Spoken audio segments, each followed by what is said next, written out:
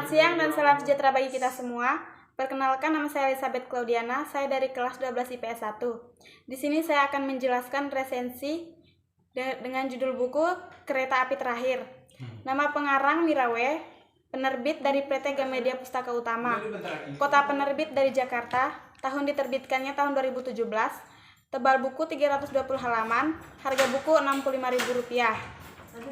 Tema buku ini cinta segitiga, tokoh dan perwatakan. Tokohnya ada Aster, protagonis.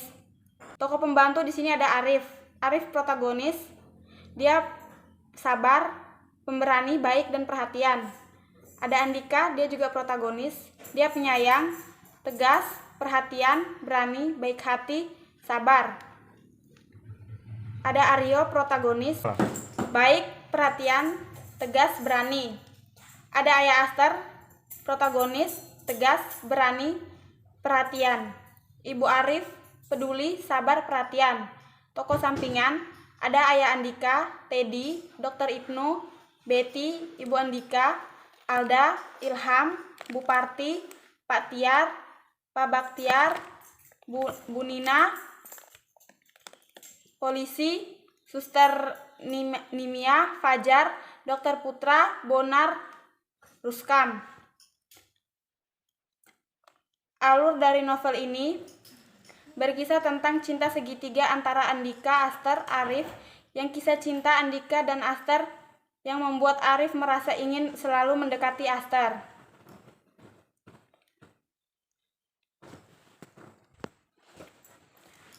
Amanat dari novel ini, janganlah menjadi pribadi yang sombong dan serakah karena merasa dia paling mampu mendapatkan segala hal yang diinginkan, seperti Arif ingin memiliki Aster seutuhnya. Sebaliknya harus tetap melanjutkan kehidupan dengan menjadi yang lebih baik lagi. Selanjutnya saya akan membacakan sinopsis.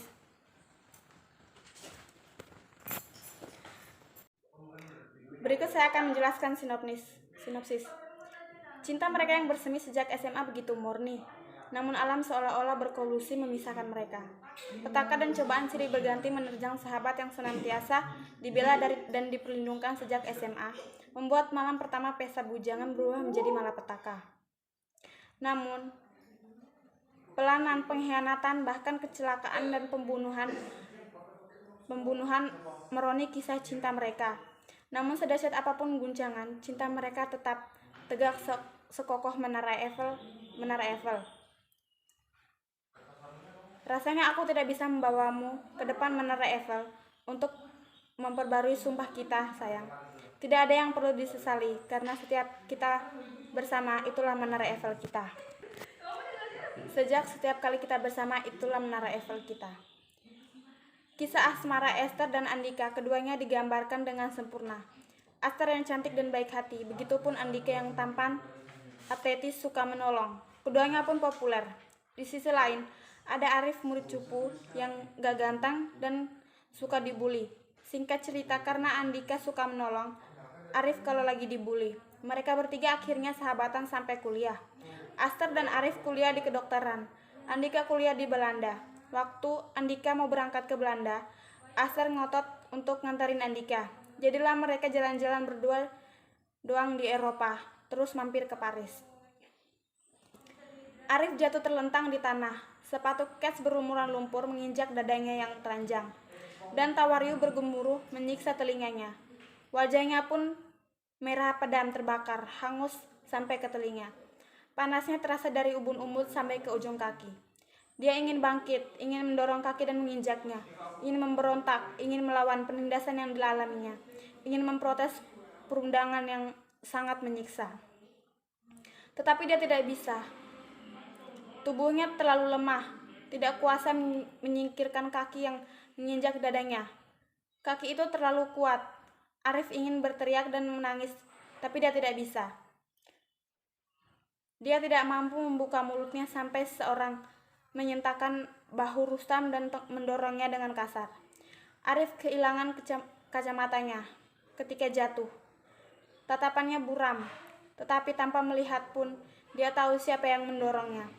Siapa lagi? Andika menyulurkan tangannya, membantu Arif bangun. Baru saja Arif tegak di sampingnya, Rustam menerjang dengan ganas. Tapi Andika bukan Arif. Dia bukan hanya mengelak dengan mudah. Dia bukan hanya mengelak dengan mudah. Setelah itu, Arif kehilangan bukan hanya istri dan juga anak, dan yang paling utama, harga diri. Dibuat seseorang yang pernah mengalami trauma psikis seperti Arif. Harga diri nilainya sangat mahal. Dia pernah mengalami dihina habis-habisan sejak kecil sampai masa remaja. Ketika menjadi dokter, hanya dirinya mengsur pulih, bahkan cenderung berlebihan. Bukan rahasia lagi, dia amat ditakuti bawahan di tempat kerjanya. Dia menuntut penghormatan yang berlebihan, mulai dari perawat sampai bagian kebersihan. Semuanya gentar. Lebih baik menjauhi dirinya. Kalau bisa setelah kecelakaan besar melimpah, Andika yang membuat Andika amnesia. Pernahkah kamu pacaran dengan seorang penderita amnesia? Seorang yang tidak punya masa lalu. Seperti itulah yang dialami Aster sekarang. Karena Andika manusia.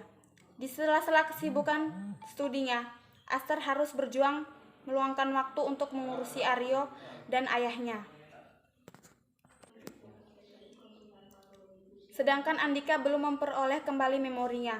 Tetapi dia sudah dapat membantu Aster mengurus rumah tangga mereka. Keadaan berangsur pulih, kecuali amnesianya.